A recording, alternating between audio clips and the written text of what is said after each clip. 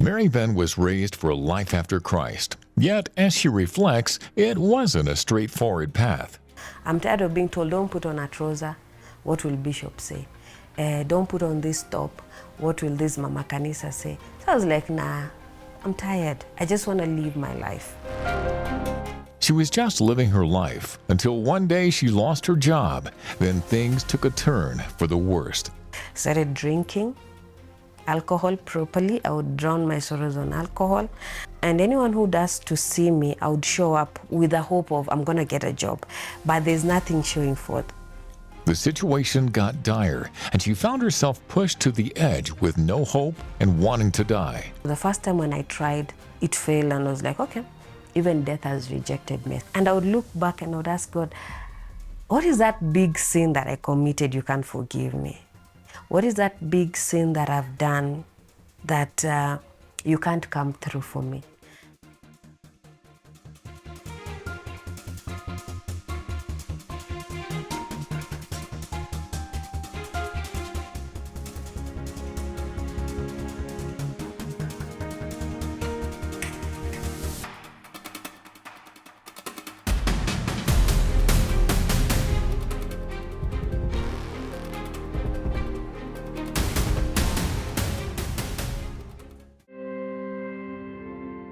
My name is Ambassador Maryben Omollo, and I serve as an African Women Empowerment Ambassador across 30 countries.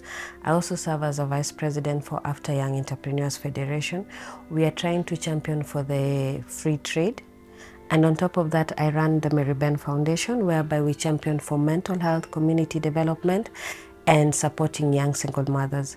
On top of that, I always say I kill for a living and I mend hearts because I run a cleaning company, cleaning and pest control. Before she became a transformative leader and global mental health advocate, Maryben reflects on where it all started. A lot of people love saying I was brought up in a humble background. So I'll not say humble background, neither struggling, but our parents did their best. We are 6 kids, rather 6 siblings. I'm the 4th one, 3 girls, 3 boys. And I was born in Nakuru, raised there, moved to Kisumu. And my mom is a pastor. My elder sister is also a pastor. So we were both brought up in the spiritual background. And socially, I would say my mom was a disciplinarian. Yeah, she was really a disciplinarian, and it has formed most of my characters right now. The things I do, it's because of how she brought us up, how my dad stood in the gap. I saw that man try his level best to give us the best. I studied both in Nakuru and Kisumu, and in my high school I was in Siaya campus. I was in the University of Nairobi. And those early years in my primary, to be very honest, I didn't have this vision. I was never even a good performer. I was an underperformer. Nikienda sana, there in the middle. So my vision was, back in the days, women, we were not given the forefront. So my vision was, let me finish school, have a certificate, get married, have my own family, and at least help my children. When they're in primary, you're there telling them the ABC or helping them with math. That is where I was focused. And looking also at my results, I felt like, nah, I didn't have a future. I was just there. No, having teachers who keep on telling you, there's nowhere you're going. You will finish primary and get married. So I accepted that. Even in high school, I was, quote unquote, a bit of a bully. I was playing rugby, and I had accepted my fate.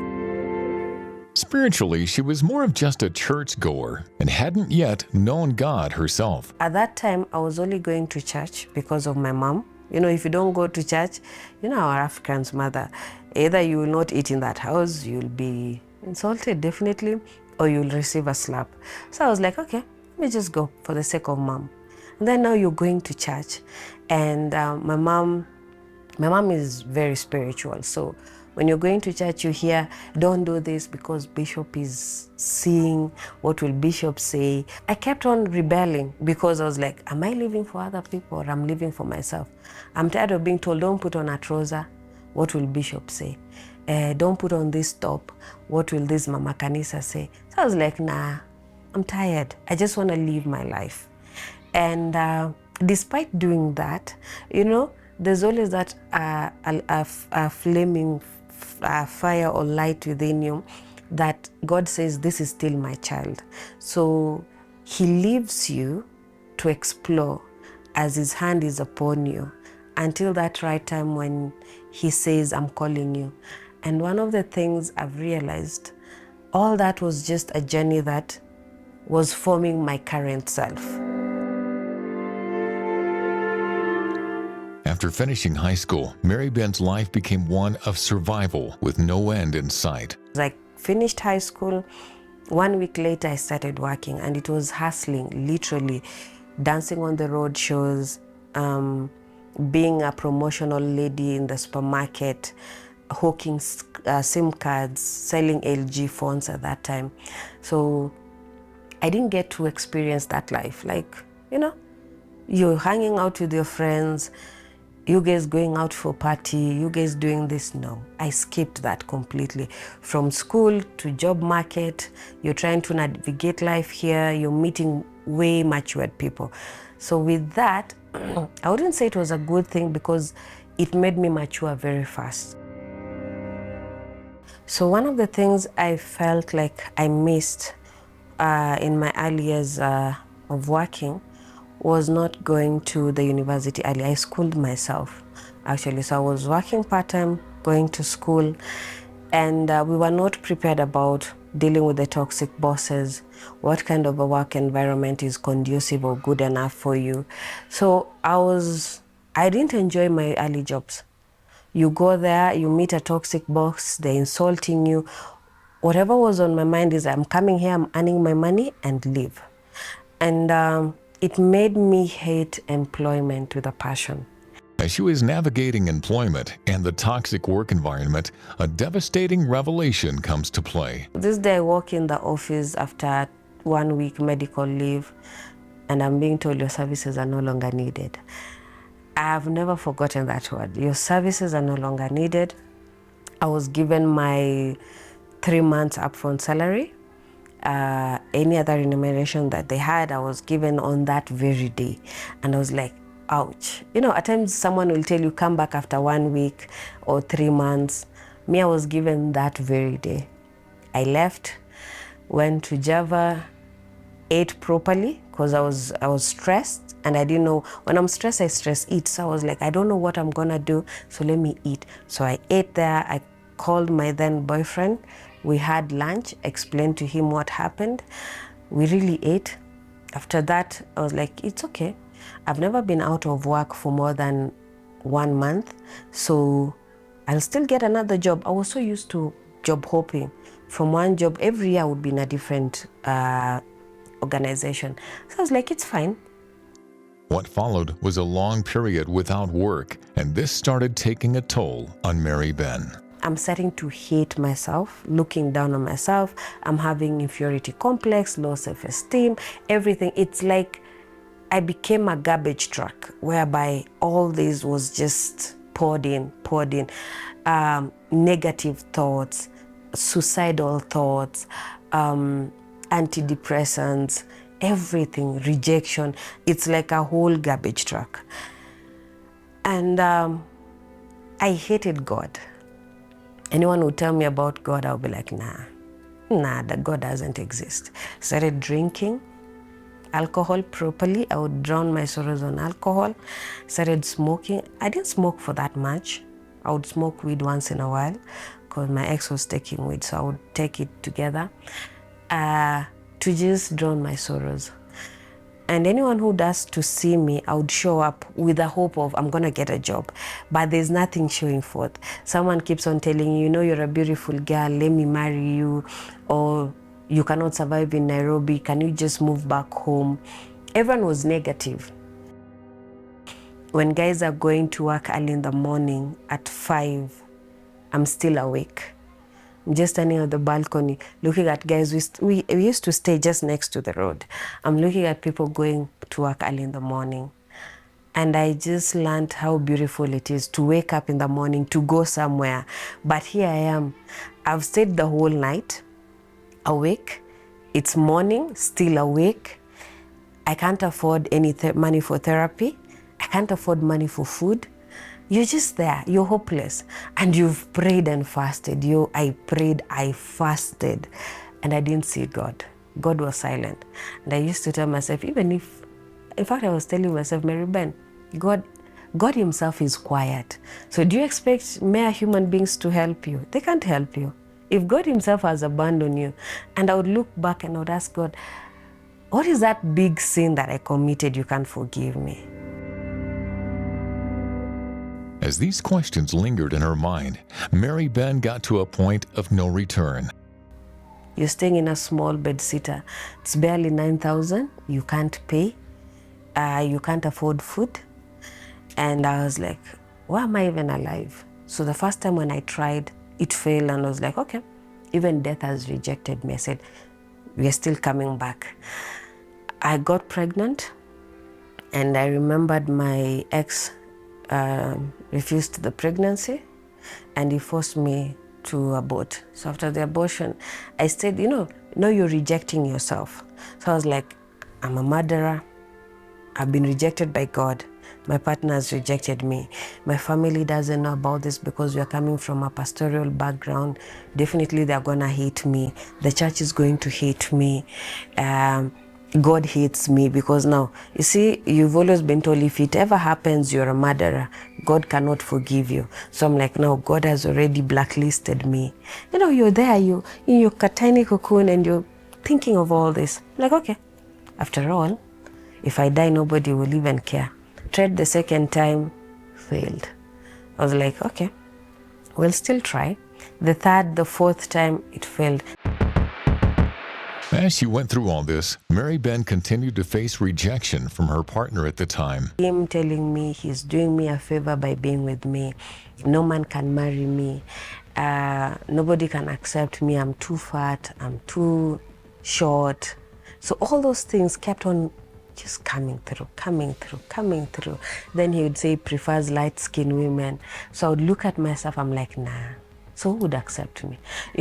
When someone who's closer to you rejects you, unknowingly you start rejecting yourself. If you don't have a strong self-esteem or understand your self-worth, you start believing what this person is saying is true.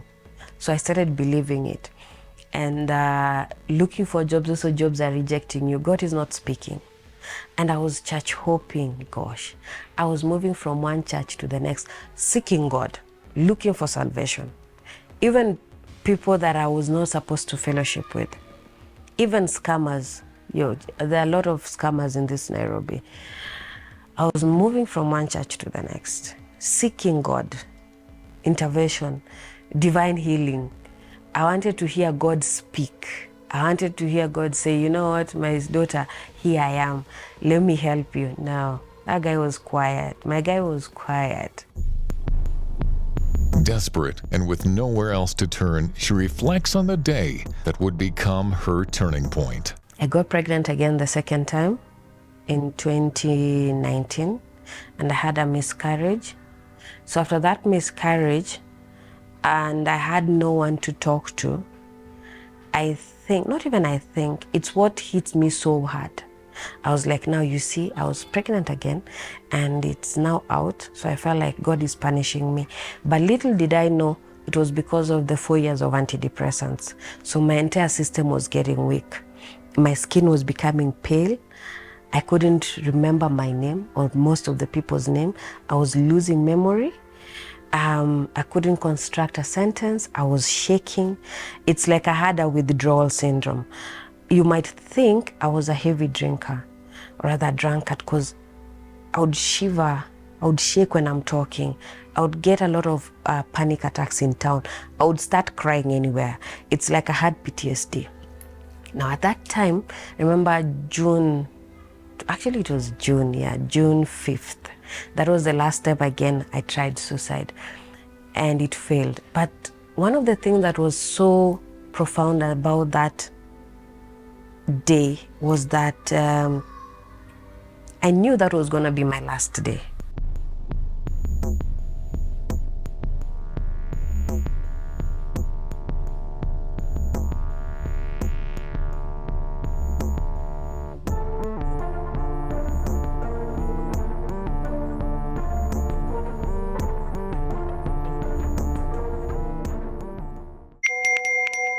We are living in a lost and broken world, constantly bombarded by messages of hate and atrocities. But with God, we can overcome. Find hope and restoration on the go through life-changing shows on the Family Media app. And then you will lose yourself and gain the world. And Jesus said, what good is it? Get to stream Family TV and Family Radio 316 straight from your phone. Catch up on a show you missed or create video streaming playlists by saving and watching videos from our huge variety of shows at your own convenience. Download the Family Media app, available for all Android and iOS users on the Google Play Store and Apple Store respectively. Family Media, keeping Jesus on the airwaves.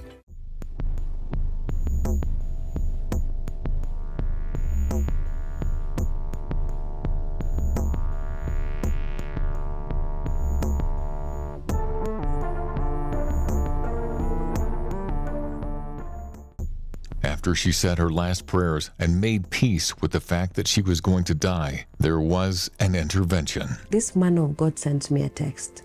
She asked me, Princess, where are you? Said, I'm home. What are you doing? Said, nothing. And he said that, don't do what you're about to do.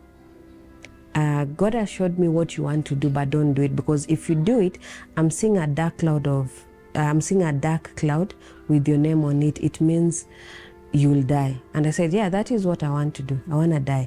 He said, don't. He said, God is going to use your story to heal other people, transform you, and God is going to open your door. And I was like, nah, I've heard this story. It's not the first time I've heard it. I've heard it when I was young. I've heard it when I've gone through all this misery for 6 years. So there's nothing that you're telling me. Then he said, no, give God a chance. And he said, once he gets home, he'll call me. So that was around 11 p.m.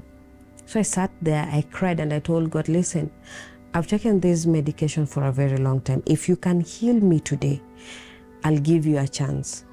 If you can take care of me and give me sleep tonight without me taking the pills, then I'll give you a chance. Around 1 a.m., again, another friend calls me from Mombasa as a pastor.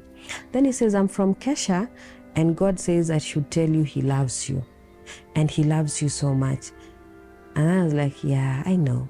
You know, every time he says he loves me, but let me see. I said, no, give him a chance. So I prayed and I told God, I've taken these antidepressants for 4 years. It's the only thing that helps me to sleep. So if I sleep today and I wake up tomorrow, safe and sound and everything, I'll worship you. I went to bed at 2 a.m. I woke up at 2 p.m. I didn't have a bathroom break or anything. No, I slept. So I told him, now, because you've done this, let's start working on me. It was at this point that Maryben began sharing her story online, and help came her way. So someone reached out to me and asked me, is that your story? Yeah. For real, yeah. What would you want me to do? I said, I would want to go for therapy. He said, can we get someone? I looked for therapy. It was expensive. Others were charging $3,500, some people $2,500. And he told me his budget is $1,500. So miraculously, I met my counselor. He told me I'll have 10 sessions. He accepted the $1,500. And McHugh, we didn't do the 10 sessions. Actually, we did, I think, 6.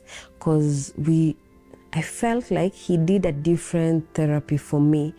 Instead of being counseled, we started having a conversation. We talked about my past, my childhood trauma, my current life, the relationship, walking away from it, because it was 7 years. You're walking away from a 7-year relationship whereby everyone thought it's marriage. People knew you guys are settling down. Literally everyone knew it's done. And here I am rejecting the situation, feeling like God has betrayed me, the guy has betrayed me, everything is haywire. And I had so much bitterness against the guy. And until recently, I learned that everything we go through is actually premeditated by God, and we go through it for a reason. And every pain, it's supposed to become our transformation. And where you're tested the most is where God needs to use you. Maryben got to a point of wanting to know God for herself, and this has transformed her spiritual life to this day. When I was becoming aware of my relationship with God and what I went through, I took a back step from church a little bit. And after that is when I came back to CITAM. Actually, I went back to CITAM for some time. I stayed there. I started just nurturing my own spirit. I started cultivating relationship with God, praying, listening to the voice of God. I stopped wanting to know God through people. I stopped listening to God through people. I told God, listen, I want to know you. I want to have this relationship with you, because our current life as Christians, we don't believe that God can use a prostitute to save you. We don't believe that God can send a drunkard to speak to you. We don't believe that today God can tell you to forgive a murderer. We believe that a prostitute doesn't need salvation. Someone who has aborted is a sinner. So I was like, I'm coming as a sinner, full of sin, full of self-doubt, full of anger, full of everything that I have done. I've had sex before, I've done this, I've done that. In the face of church, I'm a sinner. In the face of humanity, I don't deserve to be there. But in the face of God, I am who I am. As her life was being transformed, she desired to have a mentor, someone who would walk the journey with her in this new beginning. I remember going to this event in Westlands, and I knew I'm gonna get food. So I took a mat to Westie. I only had 100 shillings to and fro. So I was like, see, I'm gonna get food there. I'll eat and carry the leftovers. So I get there, there's no food. And I was so disappointed. And I'm like, nimechoma 100 bob. What am I going to eat for the next couple of days? So this guy was training us, speaking about digital marketing, how to rebuild your business, your life. I looked at it, listened, and when he was done, I remember approaching him, telling him, this is my company, this is what I've been doing, these are the things I've gone through. I explained my entire life. I gave him my life history, and I thought that probably he would feel sorry for me. He didn't. He looked at my profile and he asked, where do you need help? Can I walk with you? And I said yes. So he started mentoring me. Now, in that form of mentorship, he was not only a social mentor, but I didn't know he was also my spiritual mentor at that time. He started praying for me, asking God for guidance, and he would direct me on what to do. And we started just jokingly. Slowly by slowly, people started reaching out. Can you work with me? Can we work together? Can we do this? Can you mentor me? I started getting clarity. It's when I started now winning awards. People started reaching out. Unknowingly, I started getting in the space of mental health and women empowerment slowly. And the journey has been amazing, completely. Hillary is the founder and director of The Unspoken. Today, he identifies with Maryben as his mentor.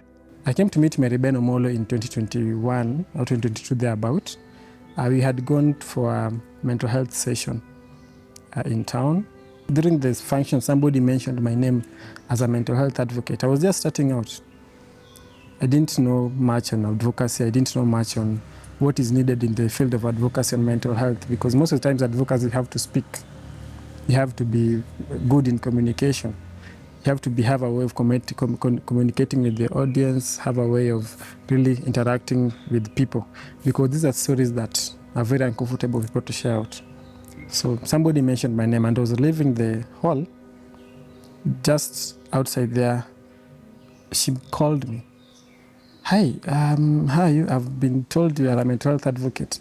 Is it okay if we talk about something? From that initial engagement, Hillary has since gained a lot. I've sat with her in very many forums. where she's speaking, where sometimes it's just to go and listen. And what I can say about the mentor-mentee relationship that we've built with her is one of honor, learning, and a lot about impacting lives positively.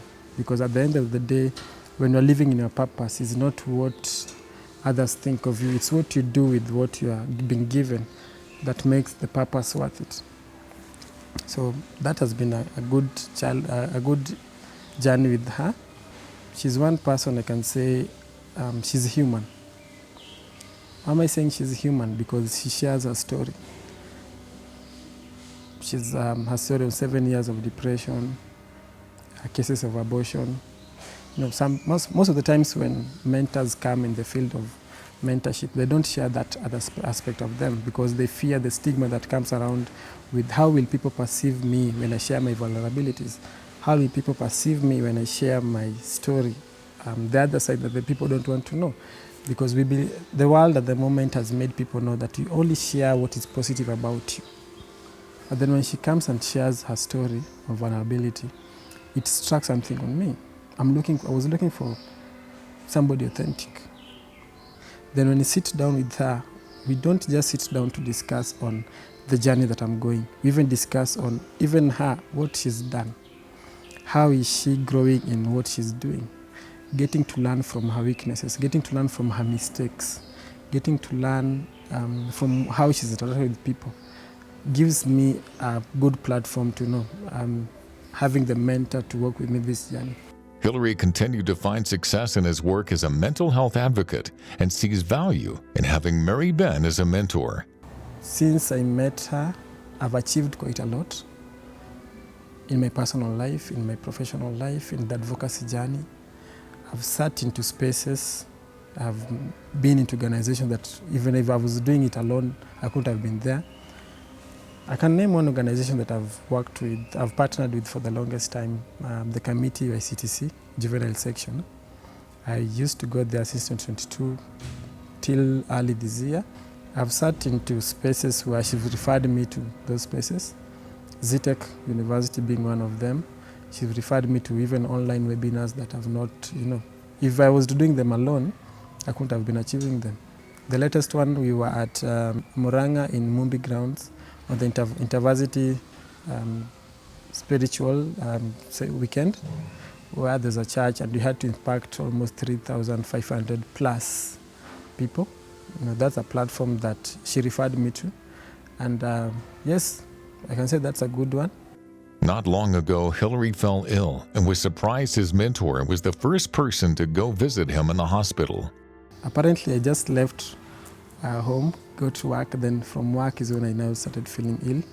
I rushed to the hospital. Then I knew that I'm getting to the hospital and go back home. But then the doctor came and told me, I'm sorry. And those are some words you don't want to listen from a doctor. Sorry, we can't release you. You have this and this, and you have to be admitted. So I got there, got admitted for 3 days. Then I texted her casually, hi, I'm sick, I'm being admitted here. And we had a meeting in the evening, so kindly let's cancel the meeting. Once I'm out of here, I'll let you know. But funny thing is, she texted back, she called back. She didn't even text, she called back, hi, how are you doing? What is the problem? And then later on in the evening, she came.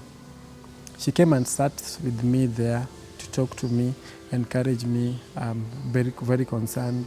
She even forced me to eat. I didn't even have the appetite, And that tells a lot about a mentor-mentee relationship. It's not that your mentor is too busy to even attend to such situations. Her way of interacting with you beyond the professional side, beyond now what you people are doing, showed that this is the person that I was looking for. It might not have meant a lot to some other person, but then it meant a lot for me because I came from home to work, then at the end of the day you're in the hospital, and the person who comes to see you first is your mentor. That really touched me a lot and even showed me a different picture of who I really thought she is. Today, Maryben continues to boldly share her story, even as she runs her business. She aims to keep impacting lives through the Maryben Foundation. Let me tell you, before God elevates you, He breaks you. People have never understood that. God breaks you to a point that when He elevates you, don't get surprised. It has never gotten into my head that I'm in the public space, number one. It has never gotten into my head that, I get to places and people are like, "Hi, Maryben, I really wanted to meet you." And I'm like, "Are you okay?" Because I needed this life. To be honest, the current life I'm living, I needed it in my 2014, 2015, 2013 life. But God never brought it at that time. He comes ahead, He breaks me, He takes me through fire, He makes me look like a garbage bag, or rather garbage truck, and later brings me to this point of, now I want you to nurture other people. So when I start nurturing other people, I'm nurturing them from a point of humility. It is not you, it is God. Everything that you have right now, everything that you see, it is not yours, it is God. And I also learned that as long as God has never put a full stop in your life, don't put a full stop in your life. Always know that you're beyond impossibilities. We always look for the possible, and anything that is possible, you can achieve it. God gives you everything that is impossible.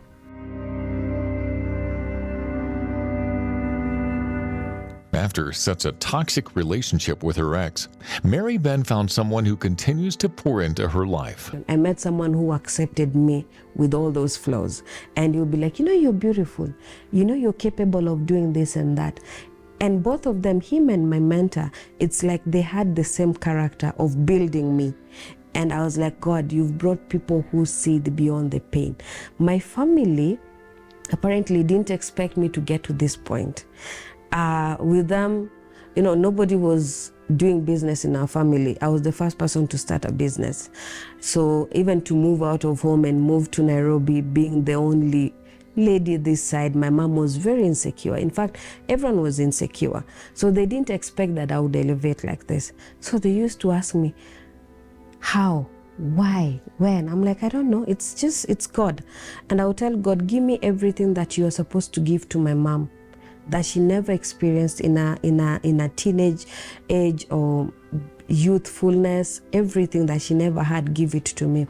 So God started giving them to me. Give me everything for my dad. And that is one of the prayers that I always pray. Anything that you are supposed to give to my ancestors and you never gave them, and they never lived to see it, I am available. Give it to me. If you're giving me the challenges, give me also their blessings. I'm gonna transform the community. I'm gonna change our name.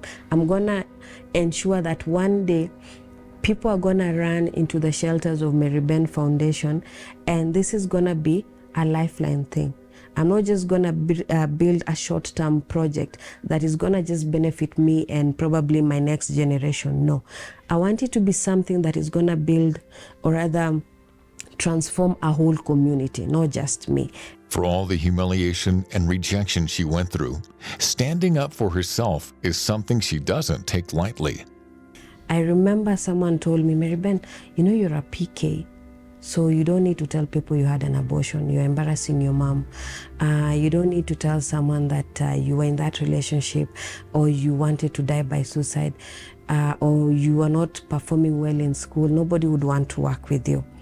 And if I had limited myself through what people thought, or rather think and say, I wouldn't be here. I sat down and I told myself, I went through all this because God permitted it. And the fact that He permitted it, it means He wants me to help other people, heal them, and just tell them you're not alone. So I said, okay, fine. To hell with anyone who doesn't want to work with me, but God is going to work with me. So I'm going to write it. I'm going to talk about it. I'm going to heal as many people as I can. And I'm going to save a lot of people from the hands of suicide, from the hands of depression, from the pit of hell. And I started doing it. And I do it so graciously. And I don't even feel embarrassed. And I always say, if you want to judge me, please go ahead. Mental health in Kenya today remains a pressing concern, with millions silently battling depression, anxiety, substance abuse, and trauma, often in the shadows of stigma, with limited access to care. True national progress will only be realized when mental health is treated not as an afterthought, but as a cornerstone of our well-being. When you are physically ill, people will know. Like, for example, you've broken your arm, you have a bandage. You have a cut in your head, you have a bandage. People will see that. But when you're mentally, you're going through mental health issues, people won't know, because mental health issues don't even have a face. They won't even know, oh, I'm depressed. No, I might be the jovial person in the room, but I'm going through a lot in the background. So most of the times, be kind to one another. Extend the kind and the grace to listen to people. Sometimes you may not even have all the answers, but be in a position of listening. Just listen.